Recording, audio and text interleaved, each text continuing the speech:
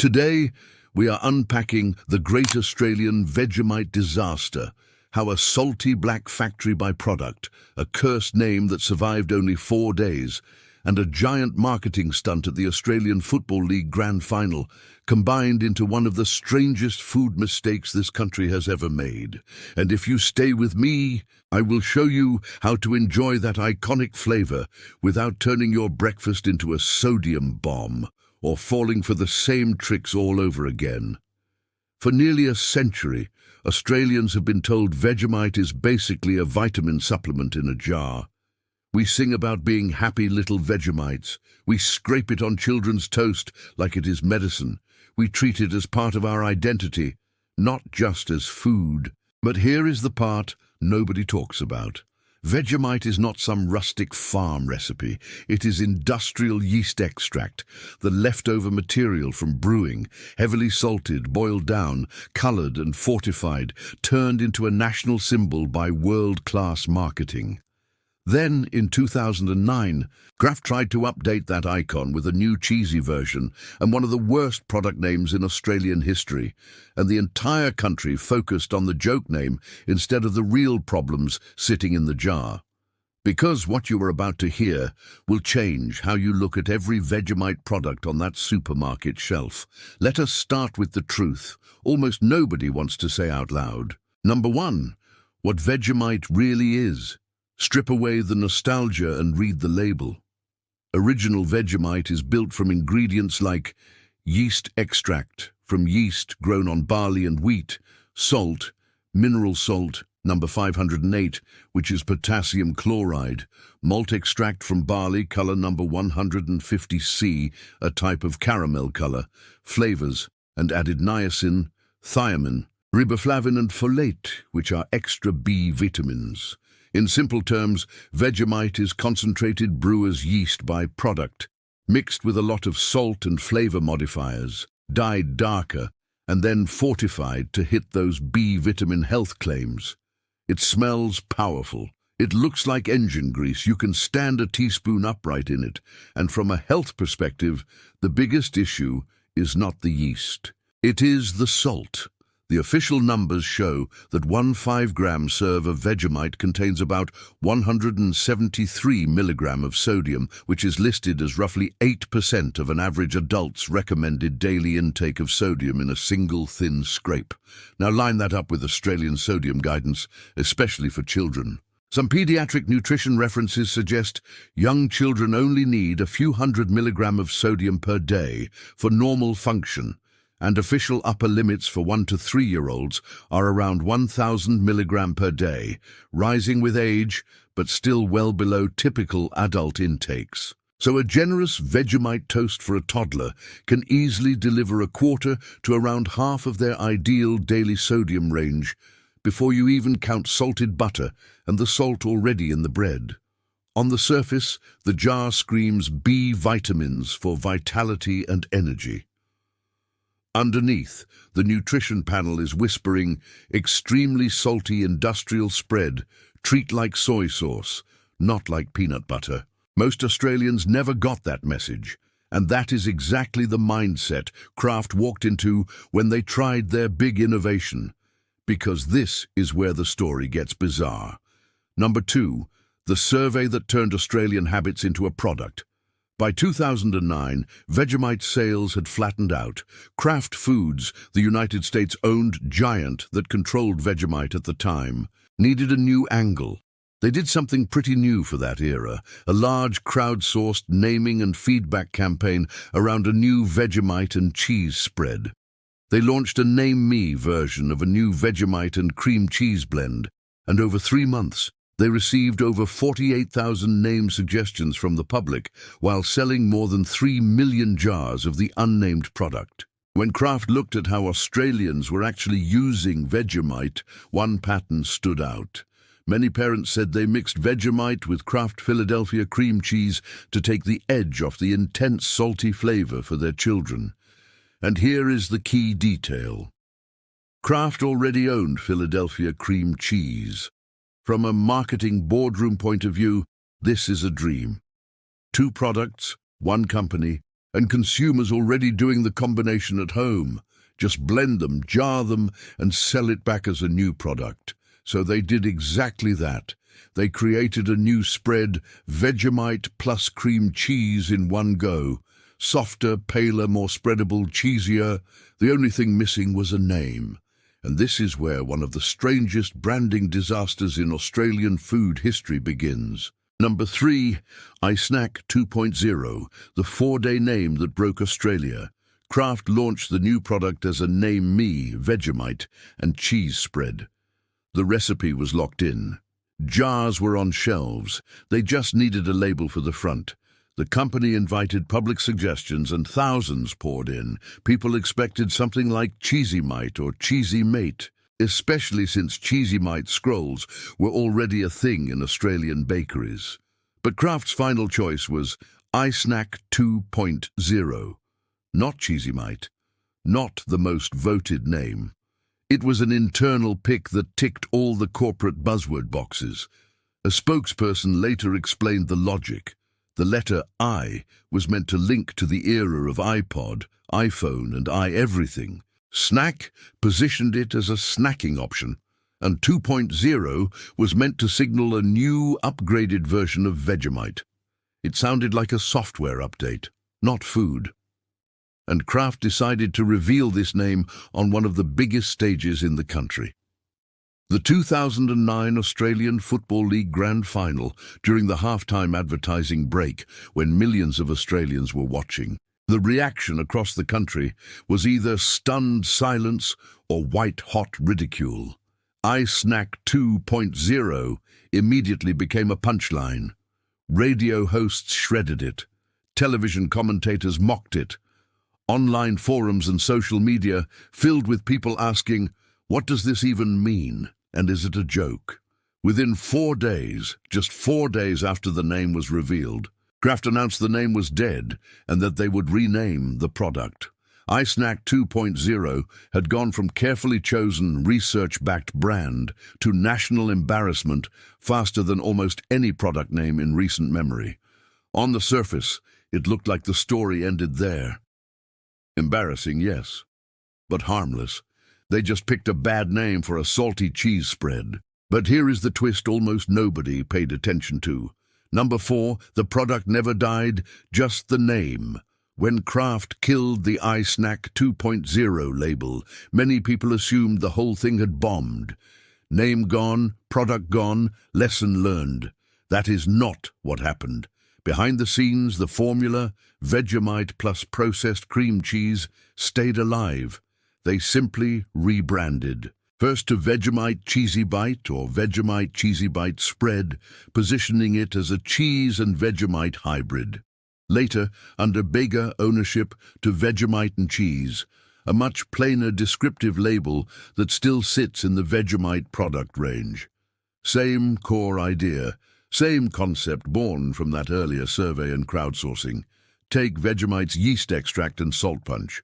Stir in processed cream cheese loaded with emulsifiers and stabilizers and sell it as an easier, child-friendly way to get a Vegemite hit. So, while the country laughed for weeks about a ridiculous name, the real story quietly continued. A new ultra-processed spread, high in salt, built from industrial yeast extract and processed cheese, took up permanent space in the Australian breakfast aisle. The joke name died, the product survived, and over a decade later, Vegemite and Cheese remains on shelves, with the marketing drama scrubbed off and the formula still there. And this is where things get even more uncomfortable because of what people actually did with that cheese and Vegemite combination. Number 5, the taste test nobody needed. And what it revealed, let us talk about what this stuff really is when you taste it. People who have tried both versions, the original iSnack era spread and the current Vegemite and Cheese, tend to describe it in similar ways. It still has that distinct Vegemite punch. If you hate Vegemite, the cheese does not save you. On top, you get a cheap, processed cheese note, a plasticky, a tangy layer that does not taste like real cheddar. Texture-wise, it is softer and more scoopable than straight Vegemite, closer to peanut butter in spreadability, shiny and slightly jiggly, a pale brown beige that some people compare to baby food gone wrong. In other words, it is not a gentle introduction, and it is not truly Vegemite light. It is Vegemite's intensity plus processed cream cheese richness in one industrial paste. Over the years, some online creators have opened very old jars of the original iSnack 2.0 product or similar cheese and Vegemite pastes on camera as a stunt, describing rancid smells, separation and oozing textures that look nothing like fresh food. Those shock videos do two things. They show how grotesque this sort of paste can become when it breaks down over a long time. They also turn iSnack 2.0 into internet meme fuel, overshadowing any calm discussion of what fresh jars do to your diet. Viewers laugh, they gag through their screens, and almost nobody stops to ask if this is meant to be a healthy snack. Why does it behave like expired engine grease after a few years? Because this is where the health washing really kicks in. Number 6. Healthy snacking, B vitamin halos, and the real disaster. Why did Kraft and later Bega push this combination so hard? Because Vegemite carries a powerful marketing weapon. It is loaded with B vitamins, including thiamine B1, riboflavin B2, niacin B3, and folate B9, thanks to fortification. 1 teaspoon can deliver around 25 to 50% of your recommended daily intake of some of these nutrients. A 2017 study of yeast-based spreads, such as Vegemite and Marmite, found that regular consumers had higher intakes of B vitamins and reported lower anxiety and stress scores than non-consumers. Although the authors are very clear, this is an association, not proof that Vegemite treats any mental health condition. For marketers, this is gold. It means they can sell Vegemite, and cheese, Vegemite scrolls and snack products as almost functional foods, brain boosters and energy helpers for children and adults. But health authorities are worried about something much more basic: sodium. Australian salt and sodium guidance warns that high salt intake is strongly linked to high blood pressure and higher risk of heart disease and stroke, and that many processed foods quietly push sodium well above what adults, and especially children, should be eating. Regular Vegemite sits at roughly 3,400 to 3,500 milligram of sodium per 100 gram, based on the figure of 173 milligram per 5 gram serve. Vegemite, 40% less salt, still contains about 1,980 milligram of sodium per 100 gram, which is much higher than the sodium content of many common breads. Yet the front of pack is all about phrases like 40% less salt and B vitamins for vitality, not still an extremely salty industrial spread used sparingly, especially for children. So while the whole country laughed at a name, iSnack 2.0, the real Vegemite disaster rolled on quietly in the background. A salty industrial yeast extract, now blended with processed cheese, marketed as a healthy snack thanks to vitamins, plastered onto children's white toast and lunchbox scrolls as if it were a nutritional upgrade. The joke distracted us from the actual system. Big food companies watched our habits, bottled them, slapped on a tech-inspired name, failed publicly, and then just renamed the product and carried on. So what do you do if you love Vegemite, but do not want to be part of the sequel to this disaster? Now, let us talk about the Australian options that are actually worth your time. You do not need to become anti-Vegemite. You just need to stop letting the jar and its spin-off products run your whole breakfast. Here is how to keep the flavour, but ditch the disaster. Move 1. Put Vegemite back in its place as a condiment, not a staple. Treat Vegemite like soy sauce or fish sauce, not like jam or peanut butter. That means a thin scrape, not a thick wall of black, and not on every slice every morning, especially for young children. You still get the savory umami hit and some B vitamins, without hammering your sodium intake before 9 in the morning. Move 2. Skip the jarred cheese mixes and build your own. Instead of jarred Vegemite and cheese or older Cheesy Bite style products, do this. Toast whole grain or sourdough bread with real cheddar cheese and a tiny scrape of original Vegemite, or melt real cheese on toast and then add a light smear afterwards. You get actual cheese with a cleaner ingredient list, full control over how much Vegemite and salt you add, and none of the extra stabilizers and texture modifiers from processed cream cheese pastes. The taste is better and the processing level is lower. Move 3. Rotate in other real food spreads. Do not let every breakfast revolve around one brand. Alternate Vegemite with 100% nut butters that contain only nuts and maybe salt, hummus, mashed avocado with lemon and a sprinkle of salt, or eggs on toast, scrambled, boiled, or poached. Now the B vitamins are coming from eggs, legumes, nuts and greens, which are whole foods, not just from a fortified industrial paste. Move 4. Use Vegemite's flavor in cooking, not just on toast. If you love the taste, you can add half a teaspoon to stews, gravies, or mince for depth instead of extra stock cubes, or use a tiny dab in marinades or savory sauces. This spreads the sodium load across a whole dish, instead of concentrating it on a single slice of bread. Move 5. Read the back, not just the front.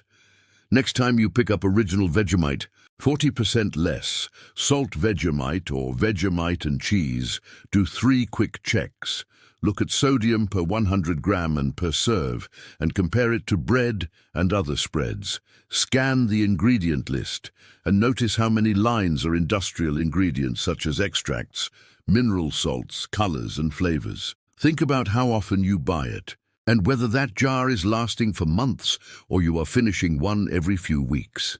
If the answer to that last question is that your household goes through jars like they are milk, that is your sign to dial it back.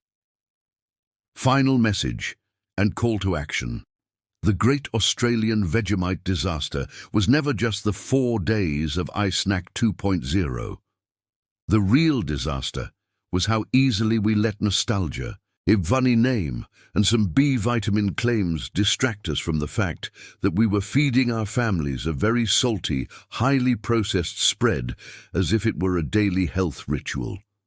Our food culture drifted from real breakfast built on eggs, oats, fruit and proper cheese to white toast, margarine and a thick brown smear, cheese and Vegemite pastes in jars, and scrolls and snacks that turn a condiment into junk food. You do not have to cancel Vegemite.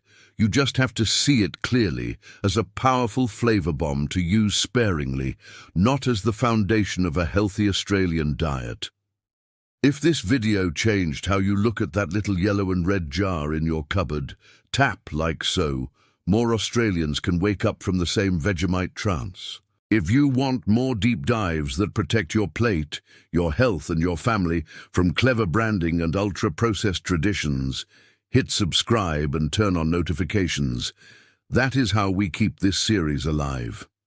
Now tell me in the comments, what shocked you most? The salt numbers, the cheese mashup that survived the iSnack disaster, or the way Vegemite's health halo has been used to sell more processed junk? And be honest, are you going to spread it thinner tomorrow or swap it out completely at least a few days a week?